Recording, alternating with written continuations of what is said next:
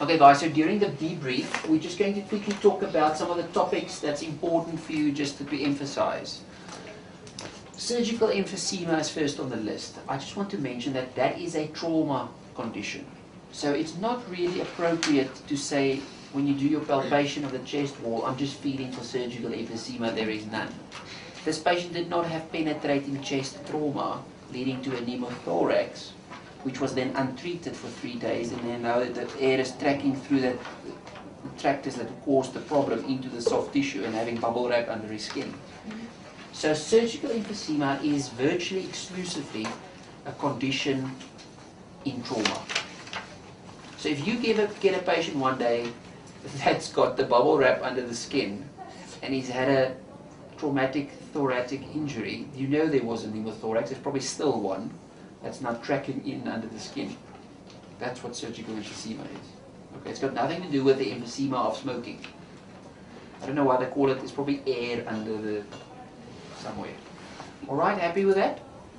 Okay, so don't comment on surgical emphysema in a medical examination of a patient who coughed and had a fever. It's not appropriate. Right.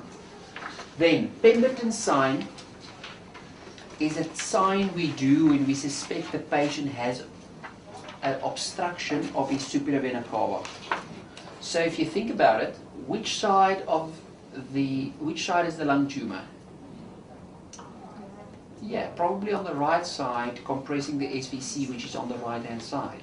All right. Can you think of any other conditions that might give you obstruction of the SVC? Yes, David. I see that you are bursting to tell me the answer. No, I just read it before camp, but I forgot now. That's not very helpful. Overgang or Lebugen? Any ideas? You have just studied these conditions in your GEE module. Yeah, so it's the thyroid gland physically, not the hyper or the hypostatus, but the gland getting a big goiter, which is if it becomes retrosternal, it could compress the SVC. So Pemberton's sign is always also done in the context of a patient with a goiter examination. Alright? So Rish, do you have any idea how you would detect a big retrosternal goiter, apart from Pemberton's? If maybe it doesn't give you obstruction yet. How would you suspect that actually, I can feel there's a big gland here, but it's also going down retrosternal? How would you? I have no idea. Okay, that's one option. Any ideas from the group? Yes? Percussion. Now, come back to percussion. How would percussion help you? It's a big clue. It's correct. You percuss on the sternum. Yes, and what would you normally find under the sternum, the sound or the percussion note? A normal individual without a big goiter. Correct. And if you have a big goiter sitting behind? Yes. So dullness with percussion behind the manubrium can be indicative of a big goiter retrosternal. So how you do the test is, you just ask the patient to lift their arms up like that. And what that does is it compresses, it actually narrows the thoracic inlet. So if there's a big tumor there that's sitting very close to the SVC or a big goiter, it will now cause a bit of compression of those structures. And then the patient will go, not blue immediately.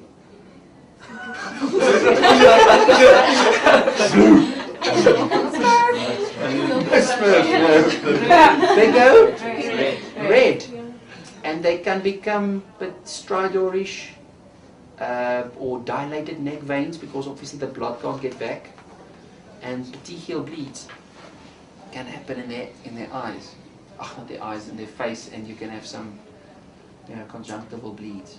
That's obviously if you hang the patient by his arms for a while. Okay, but obviously the idea that you see the patient gets plethora, that's what they call it, that's that red face and quite big neck veins, and obviously feels quite obstructed. Is everyone happy with Pemberton's sign? You'll come across again when you do endocrinology, clinically, in the 4th year. It's an important sign for SVC obstruction. It doesn't specify what's causing the obstruction, it just looks for SVC obstruction. That's a sign of SVC obstruction. Right, Harrison Sulcus, any bids? Yes, Adele? Harrison sulcus is an indentation in the lower part of the rib cage. Lower part of Yes. the rib cage, and it indicates early childhood asthma and rickets. Okay, very good. So a bit more broader. So it's what you need to develop it is a developing skeleton, it's like a child. It would be lovely to have a soft skeleton like in rickets, a vitamin D deficiency leading to lack of calcium and soft bones. That will help to develop one of these. And you need a chronic respiratory infections over a long period of time, which means your diaphragm is going to work really hard to keep you oxygenated. And if your diaphragm, where it inserts on the inside of the thorax wall, over that part of the ribs, really pulls really hard, the skeleton is developing and it's quite soft sometimes, you'll have a deformity that develops on the lateral side of the rib cage, over the areas where the diaphragm inserts on the inside of the rib cage. And that's called Harrison sulcus. So it's not really something that can happen in adults, although we see it in adults. And that will tell you that this patient has had long-standing lung disease even from a childhood age. Okay? So many times if you have severe respiratory conditions as a child, you take that into adulthood. Does that make sense? Okay. And does it have any significance in adulthood? Like, Yes. The patient probably has chronic respiratory condition. If he still has shortness of breath, and that's why he's in your respiratory clinic, having a Harrison sulcus tells you this chap has had lung disease for a while. Alright, so I think it's quite significant in terms of what lung function can be remaining in a chap who's had a Harrison sulcus. You know, so chronic infections and things like that. So it is an important deformity to look out for in the context of a patient who has long-standing lung disease. It's not somebody who's well and then suddenly becomes ill and then gets a sulcus. No. It takes a while. It's like a barrel chest. You need time to develop it over years. Right. Hoover's sign. Is that not the opposite of the chest expansion? So instead of the thumbs going away, it gets pulled together. David, very good. Now tell me the pathogenesis. I know it's a Because sign of... that's the important bit to understand what's going on here. As far as I think that it's a sign of COPD, long... Yeah, that's Linguistic etiology. Good. Okay, so Pathogenesis. can I call a friend? Yes, a friend. Like if you have hyperinflation, then it pushes the diaphragm down, and then if it contracts, it pulls in. Fantastic. So what you normally would expect in a patient with expansion is that the diaphragms will flatten and the chest will expand if you take a deep breath with your accessory muscles and everything. Does that make sense? Now you have a patient who's got chronic obstructive airway disease. He has a barrel chest, hyperinflated lungs. The chest is already super expanded. The diaphragm is flattened out by the lungs. And now when you ask him to take a deep breath, he contracts his diaphragm, but because it's not a dome anymore, but flatter, it pulls the chest closer because a muscle can only shorten. So now you get paradoxically indrawing of the chest where you are expecting expansion. That's a sign of severe COPD with super hyperinflation. So end-stage COPD. Hoover's sign. So be on the lookout for that to evaluate the severity of the disease. How can you also look out for severe COPD? What will be something that you say, this is affecting this gentleman, he's really integration.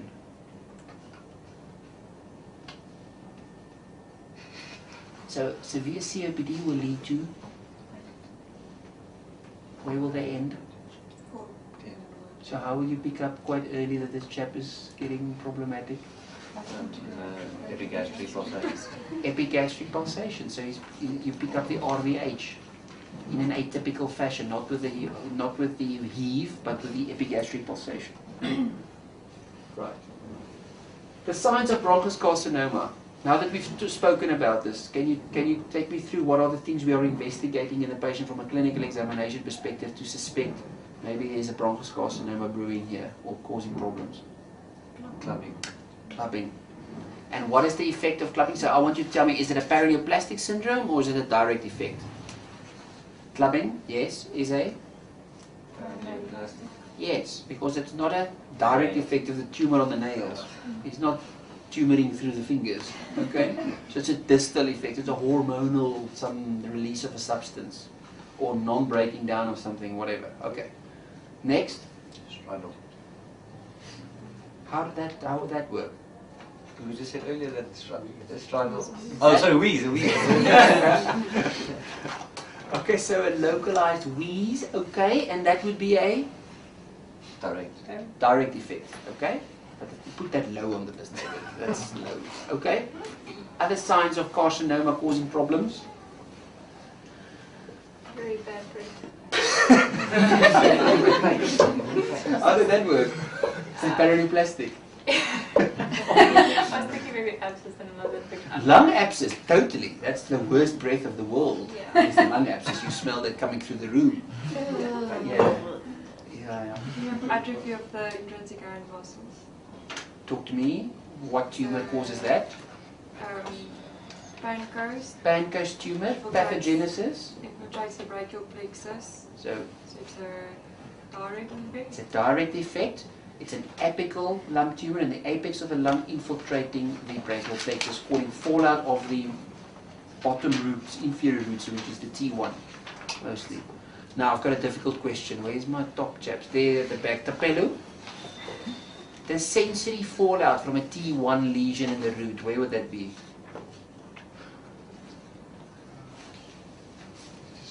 No, don't throw away your chance. The problem is I can prove to you that you know the answer, you just have to retrieve it. So T1 motor lesion will be weakness of the hand and atrophy of the hand muscles. But what will be the sensory lesion? Where would be the sensory loss of a T1 infiltration? So think of where's the T1 dermatome? Yes, it's under the upper arm to the axilla. Okay? So that's where the patient will have, if he's got a T1 knockout, will have a sensory issue. Right. My students used to struggle tremendously with dermatomes and myotomes. I had to drive them nuts. Okay, some more. Cough. Yeah, fair enough, okay. Every cough was cancer, we had problems. Ptosis. Yes, hemoptysis, that would certainly give it. Pain. What? Give me not symptoms, signs.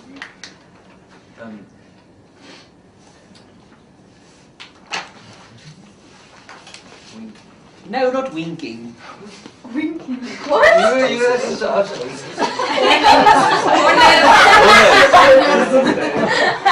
to me about Horner syndrome. So if I do this in the exam. Hi, how you doing? Yeah, Horner syndrome. Infiltration of the sympathetic chain. Ipsilateral side, causing a fallout of the what? Patong.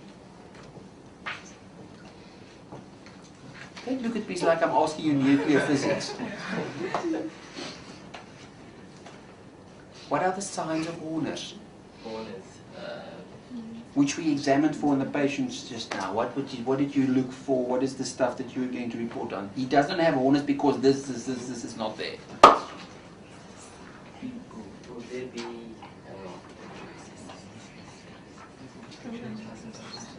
Bronchus tumor? No. Ptosis? Ptosis? I'm thinking about. You are confusing Bronchus tumor of the brachial plexus with infiltration of the sympathetic chain. It's a different thing. Meiosis. Good.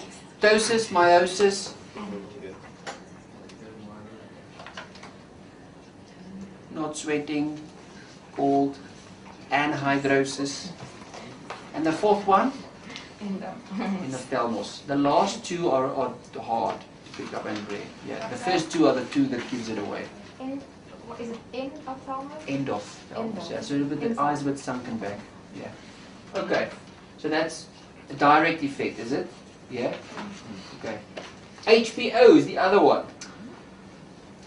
Hypertrophic pulmonary osteotropic. It's a terrible big word. All it means, it's a paraneoplastic syndrome from a bronchus carcinoma that causes a periosteal inflammation in the distal ends of your long bones of your arms and your legs. So they get sore over the malleoli and sore over the distal radius and ulna. Hypertrophic, so reaction with more tissue. Pulmonary, osteotrophy. And you do not examine it like this.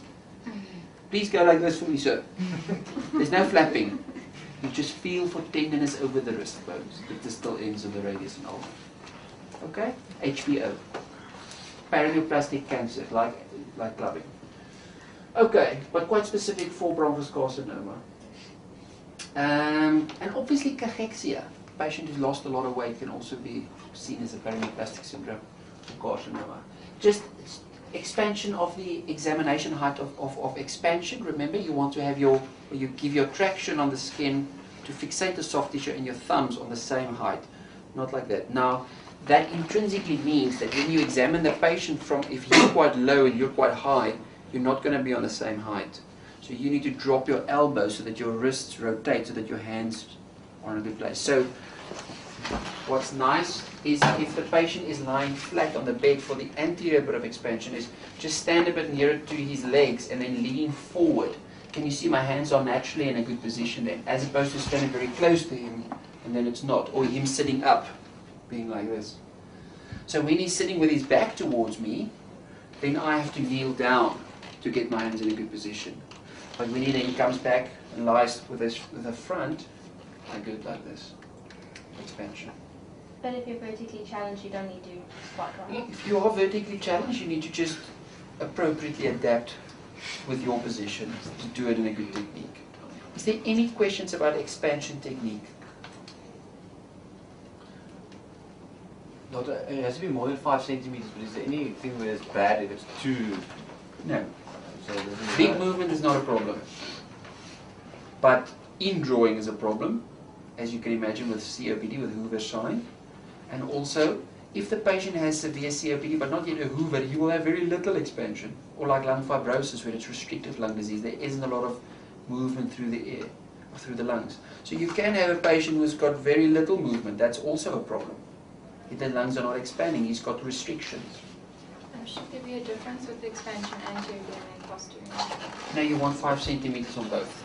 Yeah, but remember we go sort of at the xiphisternum level in the front, and at the back we try to get under the scapulas. Yeah? Okay. Pleural friction rub. All you need to know about here is when a patient has sometimes a post-viral pleuritis, which can be very painful. That's when the two pleures rub on top of each other because they normally rub on top of each other, but the pleura is inflamed because of a viral inflammation. It can be very tender when they cough, laugh, sneeze, take a deep breath. And if it's really severe, the inflammation, it can cause a rubbing sound when you listen to that area. But it's normally more the pain. It's not clinically important to have a rub, it's just the painful bit. It's not like a crackle, is it? No, it's a rubbing sound. The equivalent of that in the heart would be a pericardial rub. And that's easier to hear because at least it's in the same place and it's all over the time.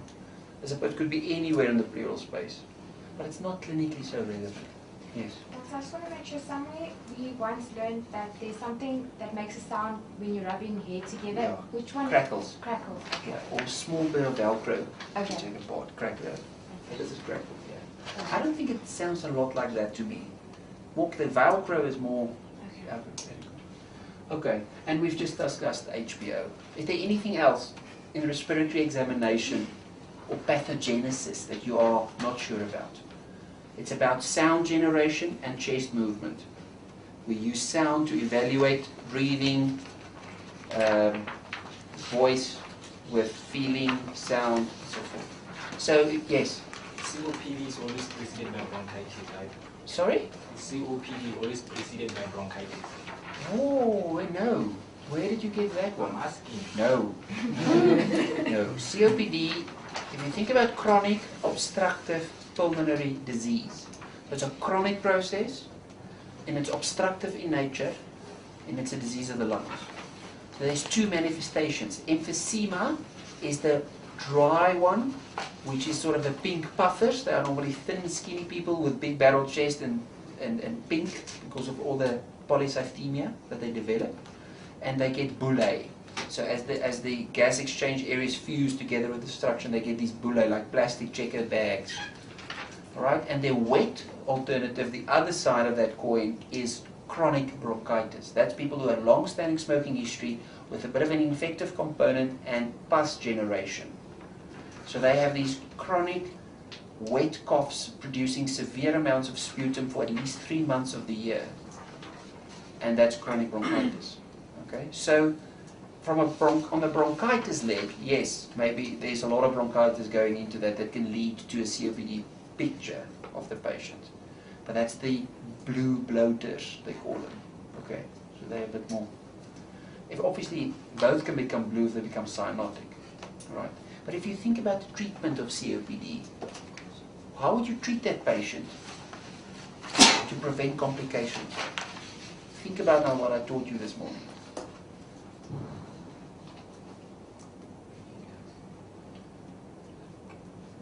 Give antihypertensives.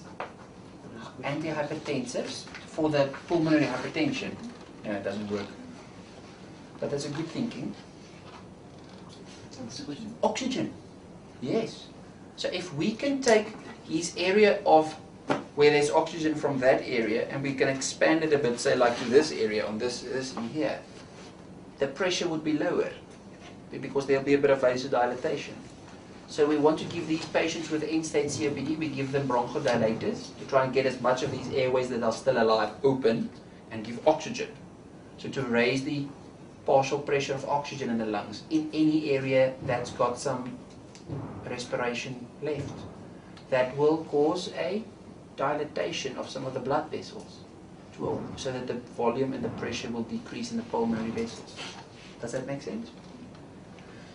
So when you see somebody with home oxygen, that's severe COPD. They're probably already in cor pulmonale, but we try to delay the progress of the disease by giving oxygen and bronchodilators. So they're on chronic NEBs and oxygen, and it's a very difficult disease to manage. Okay.